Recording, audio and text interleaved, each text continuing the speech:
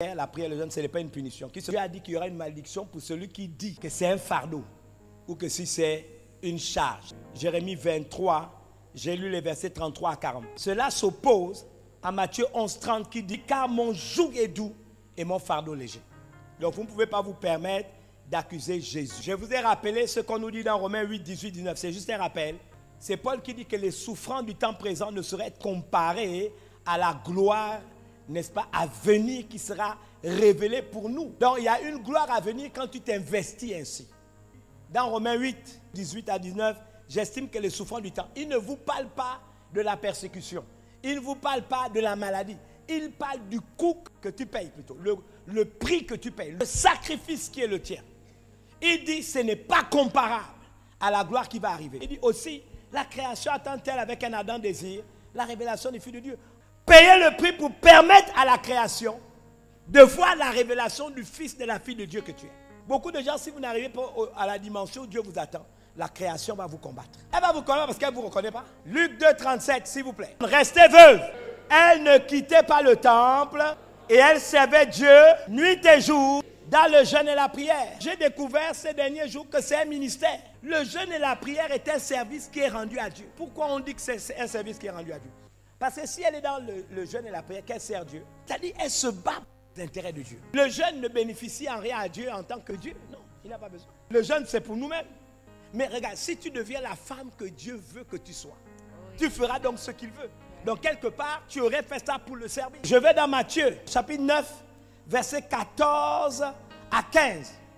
Alors les disciples de Jean vinrent auprès de Jésus et disent, pourquoi nous les pharisiens jeûnons-nous, tandis que tes disciples, à toi Jésus, ne jeûnent point? Jésus leur répondit, les amis de l'époux peuvent-ils s'affliger pendant que l'époux est avec eux? Les jours viendront où l'époux leur sera enlevé et alors ils jeûneront. Est-ce que l'époux a été enlevé? Oui, sur la montagne, on l'a vu monter. Il a été enlevé.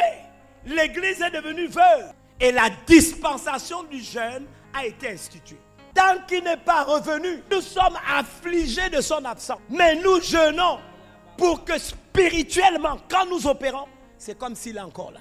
Donc, quand vous avez lu Luc 2, 37, la veuve dont on parle, ce n'est pas cette femme qui s'appelle Anne.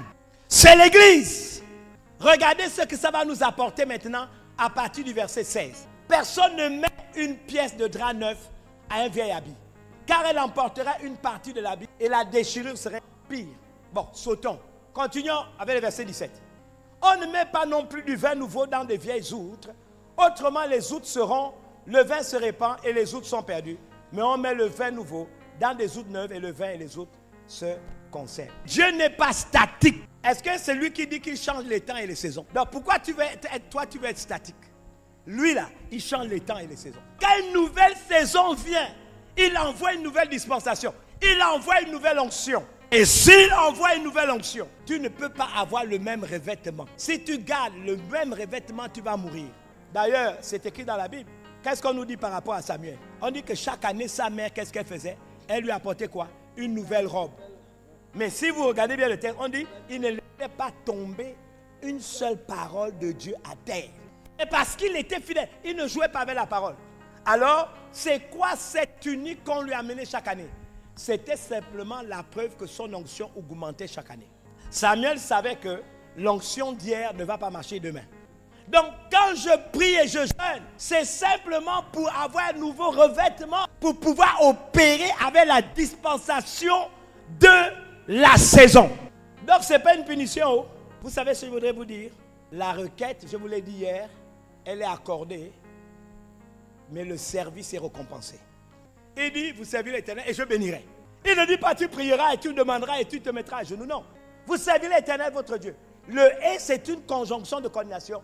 Il bénira votre pain, c'est-à-dire tes activités. Ensuite, il bénira les eaux, ta famille. Il éloignera la maladie du milieu de toi. Il dit encore, il n'y aura dans ton pays ni femme qui avorte, ni femme stérile. Derrière l'histoire là, ça veut dire que tu seras productif. Tout ce que ta main touche sera béni. La cerise sur le gâteau, c'est l'onction de la longévité. Concentrez-vous sur votre renouvellement spirituel. Le défi que vous voulez relever, d'avoir ce que j'appelle le nouveau revêtement. 2 Rois, chapitre 2, Verset 9 à 10. Lorsqu'ils eurent passé, Élie dit à Élisée, demande ce que tu veux que je fasse pour toi, avant que je sois enlevé d'avec toi. Élisée répondit, qu'il y ait sur moi, je te prie, une double portion de ton esprit. Élie dit, tu demandes une chose difficile. Quand Dieu te demande de lui demander une chose, demande une chose difficile. Mais il y a un principe. Mais si tu me vois, pendant que je serai enlevé d'avec toi, cela t'arrivera ainsi. Sinon, cela n'arrivera pas. La question n'est pas posée si tu n'as pas traversé le Jourdain. Traverser le Jourdain, c'est quoi? C'est le prix que tu payes pour demander à Dieu.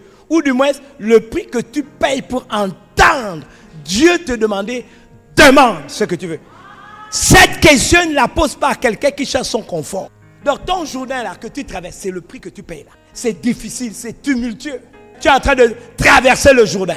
Mais si pendant ce jeûne, tu ne demandes pas à Dieu ce qui est difficile, c'est que tu es déjà maudit. Pourquoi tu vas jeûner un mois? Quoi, pour demander la nourriture? Maman, demande l'onction. Demande le revêtement de puissance. Le courage de prêcher l'évangile. Les dons spirituels de prophétie. Demande l'esprit de guérison pour abattre la maladie ennemi numéro 1 dans l'église. Mais ta soeur vous disait que cette version a été mal traduite. Cette partie du texte là, je ne la comprends pas. Je vous dis ce que le texte dit. Tu demandes une chose difficile à satisfaire. Mais si tu es concentré et attentif, au point de me voir être enlevé, cette chose difficile que tu as demandé sera tienne. Si vous n'êtes pas concentré et attentif, vous allez passer à côté de quelque chose. Ce n'est pas le temps de savoir si quelqu'un est à ta gauche ou à ta droite. Je vous exhorte à rester concentré. Tu as traversé les eaux tumultueuses du Jourdain. Et c'est à cet endroit que Dieu te pose une question. Que veux-tu que je fasse pour toi? Alors, demande-lui une chose difficile. Je dis, demande-lui une chose difficile. Ne demande pas l'argent. Ne demande pas la nourriture. Non, demande quelque chose pour le servir. Si tu le sers, tu as tout. Rappelez-vous ce que je vous ai déjà dit. La requête est accordée, mais le service est reconnu. Demandez-lui quelque chose pour servir.